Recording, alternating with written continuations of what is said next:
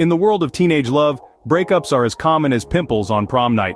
But when Zack Morris, recently single and ready to mingle, meets a college girl outside an over-18 dance club, things get a bit more interesting. Now Zack's no stranger to a challenge, but this one's a doozy.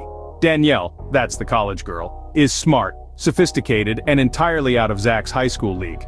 But you know what they say? Fortune favors the bold, and bold Zack certainly is. So what does our intrepid hero do? He does what any self-respecting teenager in a sitcom would do. He lies about his age. Now lying about one's age is a slippery slope, my friends, and Zack's about to find out just how slippery it can be. But it's not all deception and duplicity.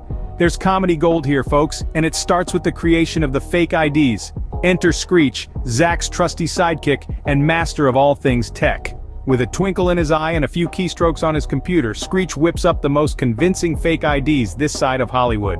These little pieces of plastic are the golden tickets that will allow Zack, Screech, and their buddy Slater to sneak into the attic, the nightclub that's strictly for the over-18 crowd. And just when you think Zack's plan couldn't get any more complicated, enter Jeff, the cheating boyfriend.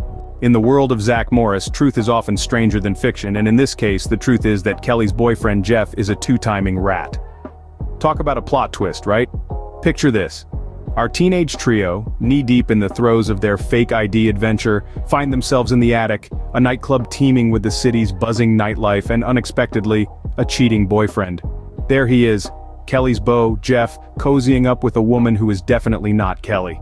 The boys are stuck in a pickle. Do they tell Kelly about Jeff's wandering eye, or do they keep it under wraps, saving her the heartache? It's a classic moral conundrum, but let's not forget, this is Saved by the Bell, and comedic irony is the name of the game. Enter Zack Morris. The same Zack who's been nursing a crush on a college girl, the same Zack who orchestrated this whole fake ID fiasco in the first place.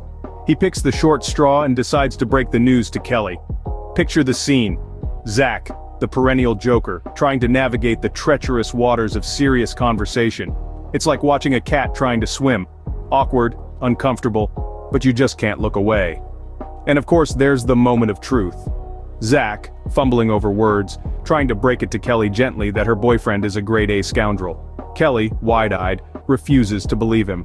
It's a classic case of shooting the messenger, only this time, the messenger had a hand in creating the chaos in the first place.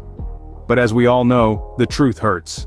And in this case, it's Kelly who's left nursing a broken heart.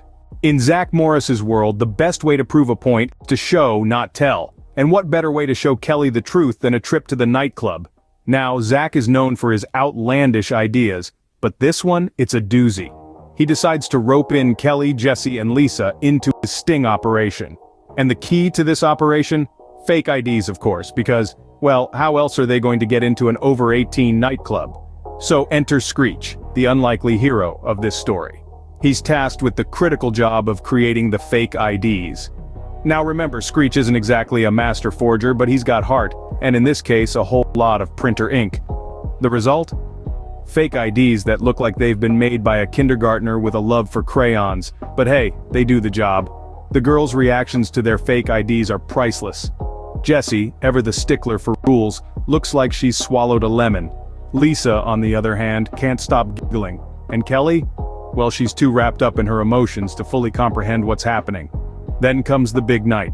The girls, armed with their dubious-looking IDs, follow Zack and the boys into the Lion's Den, the nightclub. The tension is palpable as they hand over their IDs to the bouncer. Will they pass the test? Well, they do, and the operation is a success. But the victory is bittersweet. Kelly finally sees Jeff with the other woman, and the reality hits her hard. The sting operation, while comedically brilliant, has a sting in its tail, leaving Kelly heartbroken. And as they say, seeing is believing. Kelly finally sees the truth about Jeff, but at what cost? When the dust settles in Zack Morris's world, there's always a silver lining, or in this case, a telephone call. Post-sting operation, Kelly's reaction was a mix of disbelief and shock. A cocktail that was almost as potent as the one served at the attic. But hey, what's a little drama without a dash of heartbreak, right? And let's not forget our hero, Zack. Despite the chaos, he managed to maintain his relationship with Danielle, proving that even in a storm, some ships do sail smoothly. Talk about a plot twist that would make Shakespeare proud. But the cherry on top of this comedic sundae was the wayward telephone call. Yes, you heard it right. Zack's nightly escapades didn't go unnoticed. His mother, the unsuspecting detective, stumbled upon his secret, all thanks to a call that went to the wrong ears. So, what's the takeaway here? Well, in the world of Zack Morris, things never go exactly as planned, but somehow, everything falls into place, albeit with a few laughs along the way. And so, in true Zack Morris fashion, a plan that started with a lie ends with a truth that's stranger than fiction.